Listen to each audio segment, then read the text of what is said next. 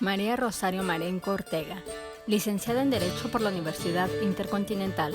Durante su trayectoria en el Tribunal Superior de Justicia de la Ciudad de México, se ha desempeñado como secretaria proyectista de la Quinta Primera Sala Civiles, segunda secretaria de Acuerdos de la Presidencia y el Pleno, jueza décimo civil. Se ha desempeñado como docente en el Instituto de Estudios Judiciales en temas mercantiles, civiles, de oralidad y en el taller de elaboración de sentencias de segunda instancia, así como docente en varios estados de la República Mexicana en oralidad mercantil y extinción de dominio. Cuenta con el diplomado en Derecho Bancario y Bursátil, diplomado Introducción a la Función Jurisdiccional, cursos en Derechos Humanos, conferencista en la Barra Mexicana Colegio de Abogados AC en reformas mercantiles, nombrada magistrada por la Asamblea Legislativa del Distrito Federal el 24 de febrero de 2011.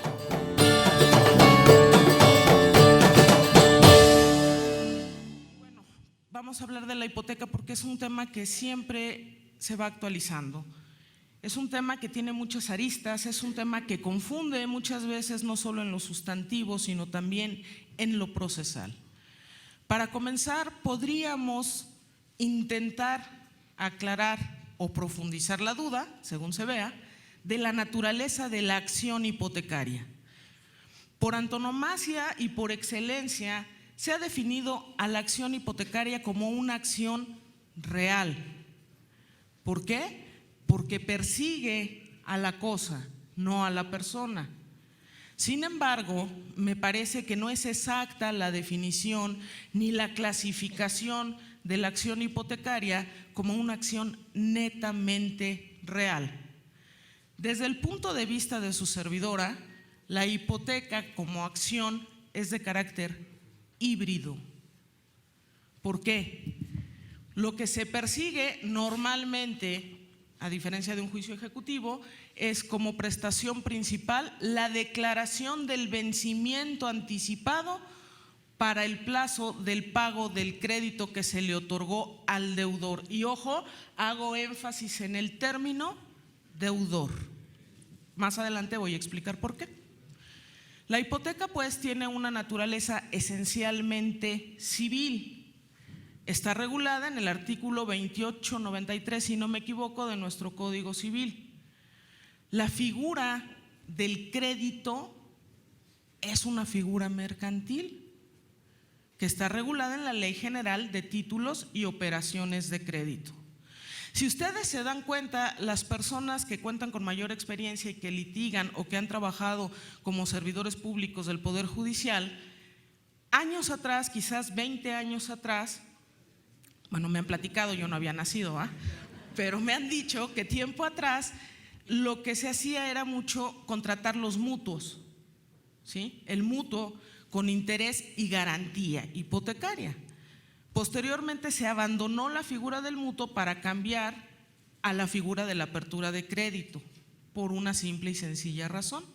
Las entidades financieras se dieron cuenta que con el mutuo existía la posibilidad de que se les redujeran los intereses al 9% anual, porque era un préstamo de carácter civil, lo que no tiene la apertura de crédito. Bueno, hoy en día con los derechos humanos, apertura de crédito mutuo o lo que sea, el interés se puede reducir prudencialmente, no necesariamente a la tasa anual que fija el Código de Comercio o el Código Civil en el 2395 y en el 362, 9% y 6% anual respectivamente, sino de acuerdo a toda una serie de parámetros que ha dado la Corte en una jurisprudencia ya definida. Decía yo que la hipoteca entonces, la acción hipotecaria no es una acción, desde mi punto de vista, netamente real. ¿Por qué? Porque el crédito, lo que da origen al juicio hipotecario, no es per se la ejecución de la garantía, es el pago no realizado del importe del crédito que se le otorgó, vuelvo a hacer énfasis, al deudor. Y aquí tenemos que diferenciar entre el acreditado o deudor principal, el deudor solidario y el garante hipotecario. El garante hipotecario no necesariamente reúne el carácter ni de deudor principal o de acreditado, ni tampoco reúne necesariamente la calidad de obligado solidario. Si se demanda al deudor principal o al deudor solidario y al garante hipotecario, la acción se convierte en el híbrido del que les mencionaba ya. ¿Por qué? Porque lo que vamos a obtener sí es una condena al pago de pesos que está reclamando el acreedor hipotecario. Pero lo que no vamos a poder hacer es ejecutar sobre los bienes del deudor o del deudor solidario si éste a su vez no reúne la calidad de garante hipotecario, porque la finalidad última del juicio hipotecario es que se pague justamente con la garantía. La ejecución de la sentencia no puede llevarse a cabo de otra manera que no sea sobre la garantía hipotecaria. En el mayor de los casos, si no se demandó al garante hipotecario, no quiere decir que la acción resulte infundada, porque se está reclamando el pago de pesos, la declaración de un vencimiento anticipado, pero no va a poder ejecutar el acreedor. ¿Por qué? Porque respecto del bien no se puede cobrar más que con la garantía, y respecto de la persona del garante, este no ha sido, como se dice comúnmente, oído y vencido en juicio. Y digo comúnmente porque ahora hay que diferenciar, porque hoy sí tenemos juicios orales donde se oye a las partes y juicios escritos donde se lee a las partes. Que la tendencia va hacia la oralidad, sí, pero antes era muy común decir ser oído y vencido en juicio, cuando realmente nuestros procedimientos son tradicionalmente escritos. Pero bueno, el caso es que el garante hipotecario venga al juicio y si no fue demandado, lo más que podrá tener el acreedor es una sentencia que después pueda utilizar como un título ejecutivo, porque ya contendrá una cantidad líquida cierta y exigible y ya el vencimiento anticipado estará declarado, que es una característica en los juicios ejecutivos. Traer un título ejecutivo implica que traiga aparejada ejecución, pero no va a poder ejecutar en la vía hipotecaria si no demandó al garante hipotecario y si la garantía no es objeto del juicio. Si el garante hipotecario reúne la calidad además de acreditado o de obligado solidario, puede ser condenado no solo a que se ejecute la garantía, sino también al pago de pesos. ¿Pero por qué? Porque también tiene en el contrato la calidad de deudor y no solamente de garante hipotecario.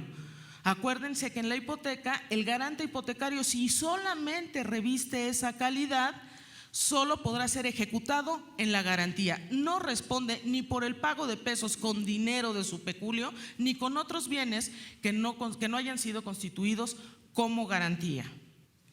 ¿Qué sucede cuando decimos, bueno, solamente demandaron al garante hipotecario? ¿Qué podría reclamársele si estoy diciendo que él no está obligado al pago de ninguna cantidad líquida?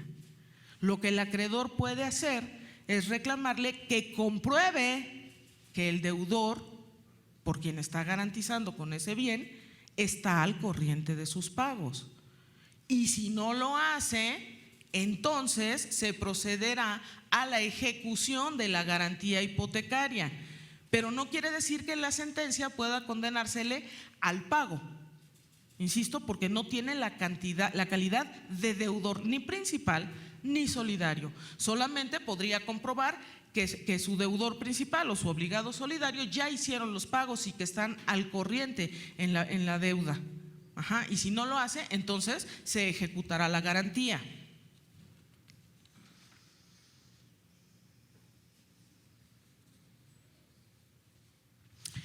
Hasta aquí creo que es donde podemos diferenciar y que podemos precisar la naturaleza híbrida de la acción hipotecaria.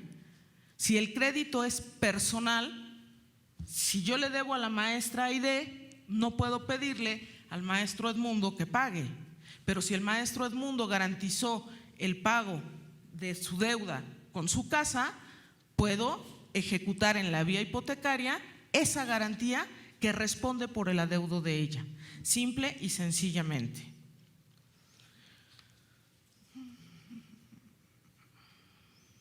Bien, ¿cuáles son las particularidades del juicio especial hipotecario? Una de sus características es que es sumario. No es un juicio ejecutivo, ¿cierto? Pero es muy ágil. Es un juicio que no tarda mucho tiempo en resolverse. Es un juicio que siempre, independientemente de la cuantía, es un juicio que, a diferencia del arrendamiento, dependiendo de su cuantía, será o no apelable, porque tenemos una regla especial que así lo establece y una jurisprudencia que ya definió la Corte, en donde existía esta duda: bueno, ¿es apelable o no por cuantía? Sí, por cuantía es apelable. Si la cuantía es menor de la que la ley civil exige para que un juicio sea recurrible, el juicio no será apelable. Si supera esa cuantía, sí lo es, a diferencia, por ejemplo, del arrendamiento inmobiliario, en el que no importa la cuantía, siempre serán apelables ese tipo de procedimientos. Otra característica del juicio hipotecario es la agilidad en su ejecución, y aquí me voy a referir solamente a la agilidad que la ley proporciona al justiciable y al juzgador para poder ejecutar una sentencia en un juicio hipotecario. ¿Por qué?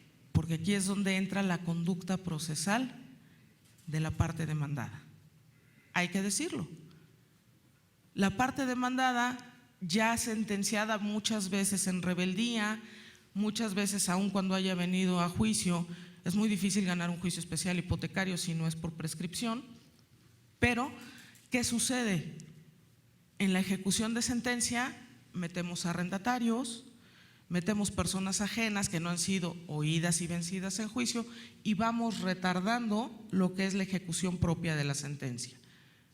¿Por qué? Porque impedimos que ocurra la desocupación y entrega del inmueble cuando concluye con la materialización y la realización de esa garantía hipotecaria. Tan está probada la agilidad de la ejecución de las hipotecas en México, que en el año 2014, en julio de 2014, se reformó el artículo 569 del Código Procesal Civil. Si ustedes recuerdan, antes de esta reforma, la ejecución en cuanto a los remates era tortuosa. ¿Por qué? Porque para el avalúo del bien había que ceñirnos a las reglas que nos marca la parte general del código. Es decir, nombra a un perito la parte actora, nombra a un perito la parte demandada, se hacen los correspondientes apercibimientos, se nombra a un perito tercero en discordia. ¿Y todo esto qué significaba? Tiempo es oro, dinero, dilación en la ejecución de sentencia. ¿Por qué diferenciar la ejecución en un procedimiento que ya se obtuvo sentencia, igual que en un especial hipotecario, y que el deudor ya tiene una condena firme a pagar? Y si no paga, evidentemente, si es un juicio ordinario, vendrá el embargo de bienes de su propiedad. ¿Por qué dilatar la ejecución de sentencia? ¿Por qué permitir, valga la expresión si se me permite, las chicanas, las tácticas dilatorias, que no solamente perjudican a los acreedores, sino a los propios deudores? Porque los intereses siguen corriendo, porque los intereses siguen creciendo, porque por más que en sentencia definitiva en su caso se haya hecho la reducción prudencial por la figura de la usura, se siguen generando mientras la deuda esté ilíquida. Me refiero con ilíquida a impagada. ¿Qué sucede entonces? Viene la reforma al artículo 569 para permitir que el avalúo del inmueble se haga expresamente como en los juicios hipotecarios, y nos remite de manera expresa al artículo 486 de la legislación adjetiva. ¿Qué nos dice el artículo 486? Bueno, es muy fácil. Las partes tienen 10 días para exhibir sus avalúos. Si pasados los 10 días no lo han hecho, la que primero lo exhiba, con ese avalúo nos vamos a ir. ¿Por qué? Porque también se obliga al ejecutado y al ejecutante a estar pendientes de su ejecución. Le interesa tanto al ejecutante como al ejecutado obtener un buen precio por la venta del inmueble. Mientras más alto sea el valor del inmueble, pues me va a quedar un remanente como deudor probablemente que se me deberá entregar. Pero si descuido el procedimiento, si todo se lo dejo al juez o si se lo dejo al ejecutante, claro que después, cuando se dicta la sentencia que aprueba el remate, vengo y apelo hasta el auto que vino un perico, ¿no? Vengo y apelo todo y pretendo las nulidades y pretendo todo. Eso no es litigar un asunto. Eso no es defender los intereses del ejecutado. Los abogados debemos actuar con ética profesional. tanto los servidores públicos como los litigantes. Somos una comunidad, debemos ir de la mano todos, debemos actuar hacia el mismo lado, hacia la búsqueda de la justicia, hacia la búsqueda de la verdad, a que realmente el 17 constitucional se vuelva una realidad. Porque ese artículo nos impone a nosotros como servidores públicos la obligación de que impartamos justicia de manera completa, pronta, expedita e imparcial. Recientemente se agregó un párrafo en donde nos dice: haz a un lado los obstáculos procesales, juez, y dale paso a lo sustantivo. Busca de verdad, valga la redundancia, la verdad del asunto que se te sometió a tu potestad. No te vayas con formalismos procesales. No impidas el conocimiento de la verdad por frenos y rigorismos absurdos. Está muy bien. Nada más que en materia civil debemos considerar que, a diferencia de la materia penal y de la materia familiar, tenemos dos partes iguales. En la materia penal es muy fácil aplicar los derechos humanos a favor del justiciable, porque es el justiciable contra o frente al poder del Estado. Pero en la materia civil tenemos dos partes. Y como dice un refrán, no jale que descobija, ¿no? O sea, tenemos que tener una equidad procesal. Eso es tan importante como salvaguardar los derechos humanos, porque las dos partes tienen derechos humanos. Y vamos a decir, bueno, pero me está hablando, magistrada, de un juicio hipotecario en el que normalmente el acreedor es un banco. Bueno, sí, pero ellos o esas instituciones son parte de la comunidad de gobernados de este país. Y si bien no tienen derechos humanos, porque son una ficción jurídica de la ley, tienen derechos fundamentales. Y una de las obligaciones del juzgador es respetar los derechos fundamentales de las dos partes a través del equilibrio procesal entre ambas. Con el artículo 569, entonces, agilizamos por lo menos la parte del avalúo. Agilizamos que podamos remitirnos a las reglas del hipotecario y tener por lo menos un ahorro de 2 meses para poder sacar a remate el inmueble ya con un precio fijo. También se reformó el artículo 569 bis, y aquí hay que mencionar la fracción sexta, si no me equivoco, del artículo 486 que les menciono, porque este nos dice: para el remate, y una vez que tenemos el avalúo, nos vamos a ceñir a las reglas generales del procedimiento de remate que establece nuestro propio código. Y ahí había una discusión hasta hace poco en el artículo 569 bis. Acuérdense que la interpretación que debe hacer el juzgador conforme al nuevo paradigma es una una interpretación extensiva y no restrictiva. Tenemos que aplicar el principio pro persona, porque si decimos pro homine es discriminatorio, según dicen. Bueno, el principio pro persona. Entonces, ¿qué vamos a hacer? El artículo 569 bis permite la adjudicación directa en lugar del remate, pero habla de cuando el bien es embargado. Y hay muchos juzgadores que en una interpretación gramatical o literal de ese precepto, cuando en un juicio hipotecario viene el acreedor y dice: juez, adjudícame por favor el inmueble. Ay, no, porque el 569 bis dice embargo.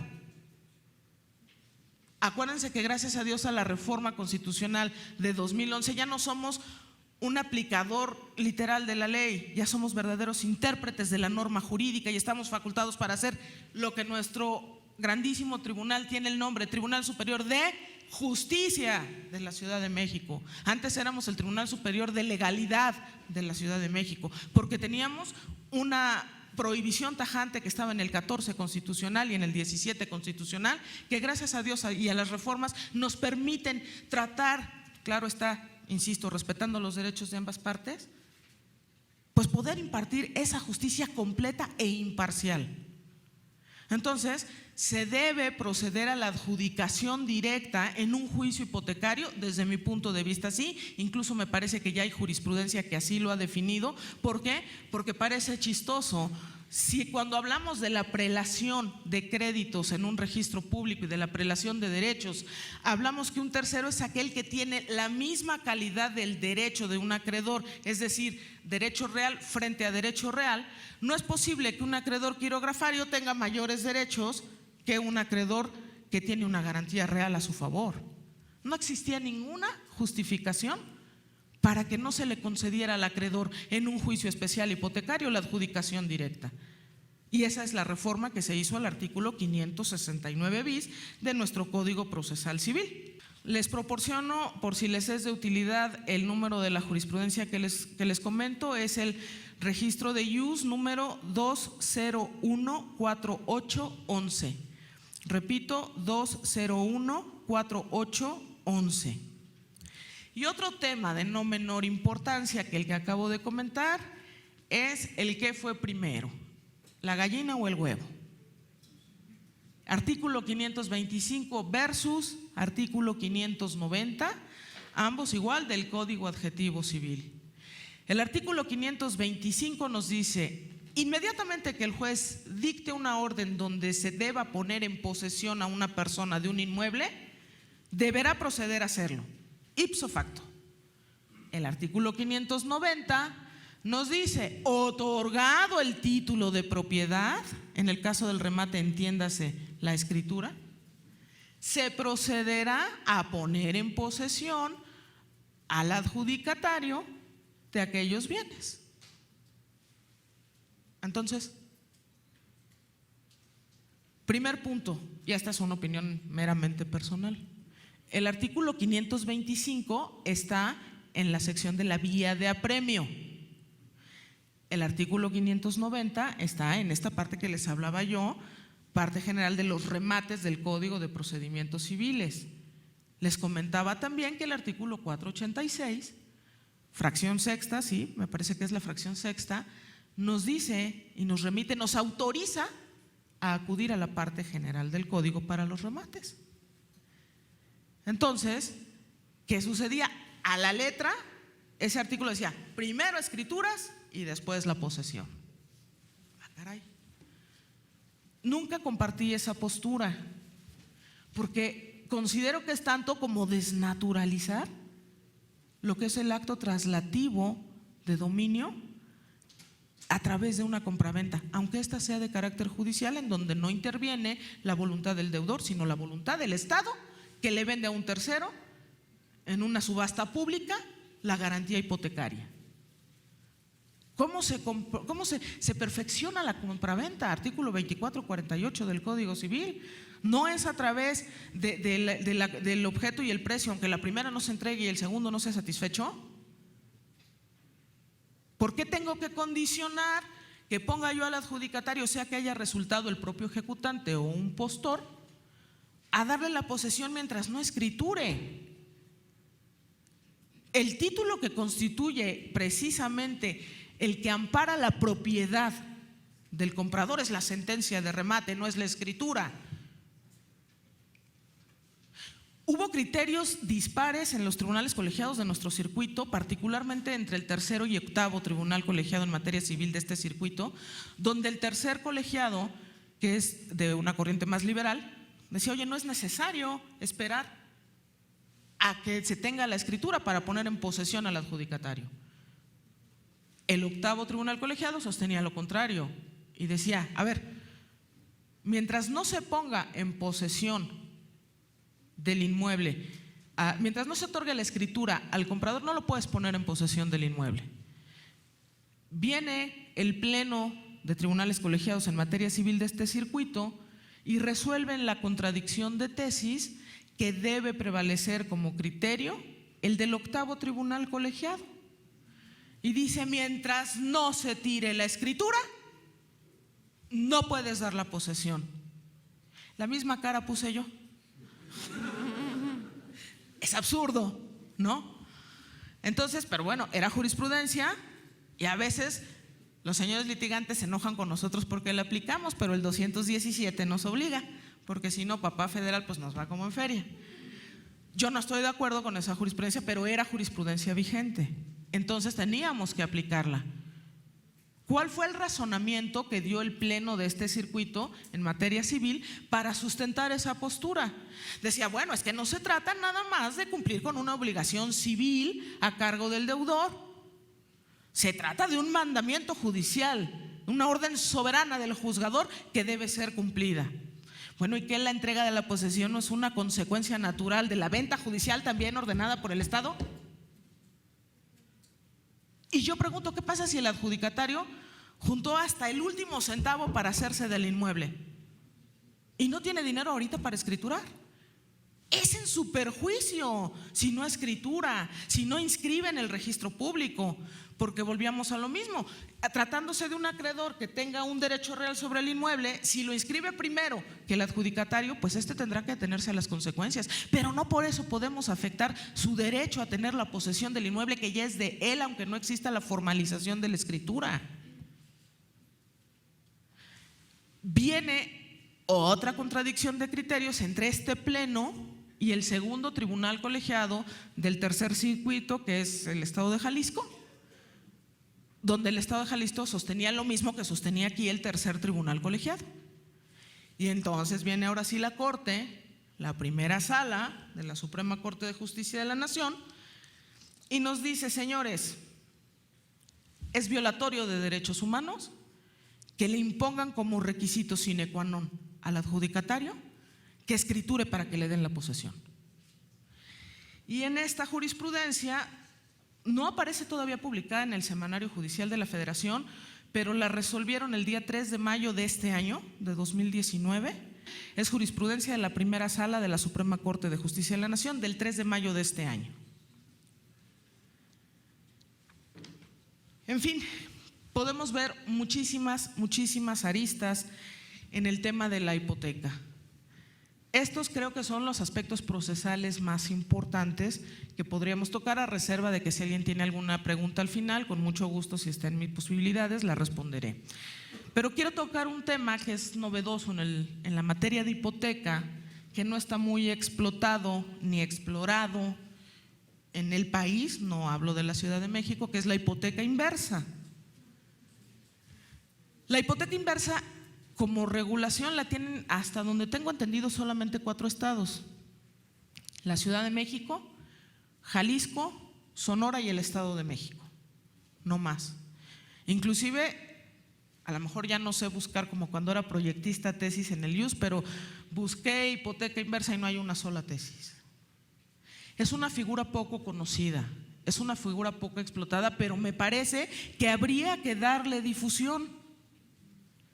¿Qué sucede hoy en día con los institutos de seguridad social? Que conste que no hablo de la 4T, hablo de la actualidad, de unas décadas para acá, no se vaya a malinterpretar. ¿Qué sucede con los institutos de seguridad social? Ya no tienen capacidad para pagar pensiones, porque cuando se creó este sistema, la expectativa de vida cuando una persona se jubilaba era de 2 o 3 años más después de la jubilación. Pero hoy el INEGI nos dice que la expectativa de vida en este país es un promedio de 77 años. ¿Qué sucede con aquellas personas que se jubilaron a los 60? Ya tenemos 17 añitos por ahí para estar pagando. ¿Cuántos millones somos? Productivamente hablando incluso. El INEGI dice en una proyección a futuro que para 2050 vamos a tener una expectativa de vida aproximadamente de 86 años. Por eso ahora se acaba el régimen de pensiones y ahora vele ahorrando y apuntando a tu cuentita, porque con eso es con lo que te vas a ir. Una de las obligaciones del Estado constitucionalmente hablando, y ahora por ejemplo en el caso de nuestra ciudad con la Constitución de la Ciudad de México, es garantizar una vivienda digna y una calidad de vida. Bueno, hasta sexualmente están obligados a que seamos felices, ¿no? Entonces, bueno, pues si nos tienen que garantizar una calidad de vida, eso es una utopía.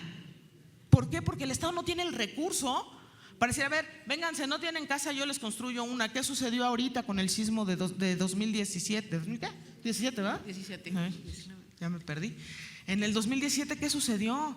O sea, están reconstruyendo las casas que se cayeron, que había dado el Fobiste, por ejemplo, o el Infonavit, pero se las están volviendo a cobrar a precios más baratos, si ustedes quieren, pero están volviendo a pagar sus casas. Con esta nueva forma de ver la justicia, ahora existen los grupos vulnerables. Ahora nos regimos por grupos vulnerables. Uno de ellos los menores de edad, otro de ellos los indígenas, otros de ellos los de capacidades diferentes, otros de ellos los de preferencias sexuales distintas, y así podemos encontrar distintos grupos vulnerables. Uno de ellos son los adultos mayores. Son un grupo muy protegido y existe una ley local y una ley federal que así se denomina, de los adultos mayores. Y una de las obligaciones del Estado es procurarles una vida digna durante los años que vayan a vivir a partir de que son considerados adultos mayores. ¿Qué sucede? Una forma de cumplir el Estado con esta responsabilidad constitucional que tiene es buscar los mecanismos financieros que permitan que la gente se allegue de una vivienda digna o de posibilidades de mantener una vida digna. ¿Qué sucede? Cuando envejecemos, nosotros contratamos un seguro de gastos médicos, a lo mejor cuando tenemos 20 años. Y decimos, óchale, ya pagué, llevo 20 años pagando el seguro, gracias a Dios nunca lo he usado y espero no usarlo, pero llevo 20 años regalándole a la aseguradora mi dinero. Pero resulta que los seguros se rigen por antigüedad, por preexistencias, porque te respeto si ya pasaron 6 meses para esta enfermedad y 10 años para esta otra y así. Y cuando más vamos a necesitar la atención médica es cuando seamos viejitos. Ley de vida. Entonces, se crea un esquema financiero en el que participan instituciones privadas y públicas, entidades financieras privadas y públicas de estructura social, pues, ¿para qué? Para poder proporcionar a los adultos mayores una calidad de vida que les permita vivir dignamente como lo manda la Constitución, tanto la federal como nuestra Constitución local. Y esa es la hipoteca inversa. ¿Qué es y cómo funciona? En una hipoteca normal, nosotros le pedimos un dinero al banco nos lo da en una administración para comprar nuestra casa y vamos pagando mensualidades. En la hipoteca inversa va a haber un avalúo de un inmueble que debe ser propiedad del adulto mayor, sea que lo habite o sea que sea diverso. Que sea de su propiedad, lo van a evaluar y sobre ese avalúo van a otorgar un crédito que no podrá ser menor del 70% del valor del avalúo, y este avalúo es avalúo comercial. ¿Por qué? Porque sabemos que los avalúos oficiales se basan en el catastro y son mucho más bajos que los avalúos comerciales. Aquí de lo que se trata es de proteger al adulto mayor. Ojo, la ley del adulto mayor dice que se considera como tal aquella persona que tiene 60 años de edad cumplidos. No obstante ello, esta hipoteca inversa opera a partir de que el adulto mayor tiene 65 años de edad, no 60. Dato curioso. Ahora, ¿a quién le van a dar el dinero? Bueno, pues va a ser a este adulto mayor de 65 años de edad o más, o bien a sus beneficiarios. Pues qué padre, voy a dejar a mi nieto de beneficiario. No, señores. Los beneficiarios están acotados. Solamente tuve la oportunidad de comparar la ley del Estado de México con nuestra ley y son básicamente lo mismo. Solamente permiten acotar como beneficiarios al cónyuge, ni modo que le diga cónyuja, al concubino o concubina, y también que sean adultos mayores. O sea, si el señor de 65 años anda con una nena y se casa con una princesa de 20 años, no se puede. Tiene que ser proporcional a la edad. Tiene que ser también un adulto mayor. Pero yo pregunto que esto no es discriminatorio, limitarlo solamente al cónyuge, al concubino o a la concubina. Vamos a pensar en un adulto mayor que tiene 65 años, que es propietario de un inmueble, ya cumplió esos dos requisitos y podría operar a su favor la hipoteca inversa. y dice: dejo como beneficiario a mi padre que tiene 87 años de edad. 75, 80, sí, ya puede. No puede. La ley dice solamente cónyuge, concubino o concubina. ¿Que no es discriminatorio? ¿Por qué no? Estoy de acuerdo, se trata de proteger a un grupo vulnerable, pero pudiera ser que el padre o la madre del adulto mayor, ya la abuelita no creo, pero el papá pudiera ser, o la mamá, todavía le sobrevivieran, y entonces no lo podría dejar como beneficiario. Pero bueno, vamos avanzando en el tema, vamos regulándolo. Todas las leyes son perfectibles. Lo importante es arrancar para poderlas ir mejorando. Entonces, bueno, esto es simplemente los beneficiarios pueden ser esas personas y nada más. ¿Cómo se entrega el dinero? Bueno, aquí hay dos opciones, en realidad son tres. Una es como cuando uno pide un crédito hipotecario: dame el dinero en una sola administración y yo veré cómo me como el pastel. La otra es: vamos a prorratearlo en mensualidades. Vamos a pensar que el crédito son 500 millones. 500 millones, ay, pues ¿de qué será, no? Las lomas. Sí, 5 millones de pesos, porque la casa los vale. Entonces, bueno, vale más y el 70% son 5 millones. Esos 5 millones te los voy a dar en mensualidades hasta que se agote el importe del crédito. Pero eso no significa que cuando se agote las administraciones que yo estoy obligado a darte, si tú sigues vivo, ahora págame. No. La deuda solamente se hace exigible cuando muere no nada más el acreditado, por llamarlo de alguna manera, sino cuando muere su beneficiario. Hasta que eso no suceda, la deuda no se vuelve exigible. Y otra cosa importante, los intereses ya dejaron de generarse. Los intereses se van a generar hasta el último pago que haya hecho el banco. Hablo de banco porque pues es lo más común que sean los que otorgan este tipo de hipotecas. Entonces es una figura bondadosa. Pero a ver, entonces ¿qué pasa cuando ya se murieron? Digamos, se asemeja, yo lo veo así como una pensión por jubilación, ¿no? Que le va a permitir al adulto mayor sufragar sus necesidades básicas, porque a lo mejor la mensualidad es de 10,000 pesos más su pensión que tiene, pues ya tiene algo más decoroso que le permita subsistir de una manera más digna. Bueno, ya se murió y es más, no tenía beneficiarios, ya se murió. Sí tiene herederos, pero no los podía poner beneficiarios porque no reúnen ni siquiera el requisito de la edad y mucho menos son su cónyuge o su concubino o su concubina. ¿Ya se perdió la casa o qué hacemos? No, la ley dispone que una vez que fallezcan estas personas, sus herederos podrán conservar la propiedad si así lo desean. Y aquí sí hay una pequeña diferencia entre ambos códigos. El Código Procesal el Código Civil del Estado de México dice que los herederos tienen 6 meses para decirle al pensionario, así le llaman al acreditante, para decirle al pensionario si quieren quedarse con la propiedad o no y cómo la van a pagar. Aquí en la ciudad son 30 días hábiles. En 30 días hábiles los herederos tienen que decirle: oye, a ver si me interesa la casa. No tengo para pagarte lo que le diste en vida a mi causante, al de cuyus, al autor de la sucesión, pero te propongo reestructurar el crédito, vamos a reestructurarlo. Y se puede.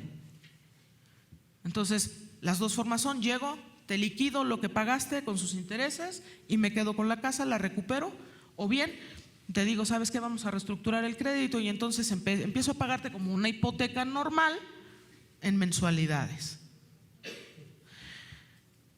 Que no me interesa quedarme con la casa porque ya está muy viejita, porque pues no, los jóvenes todo lo quieren nuevo, no me interesa simplemente.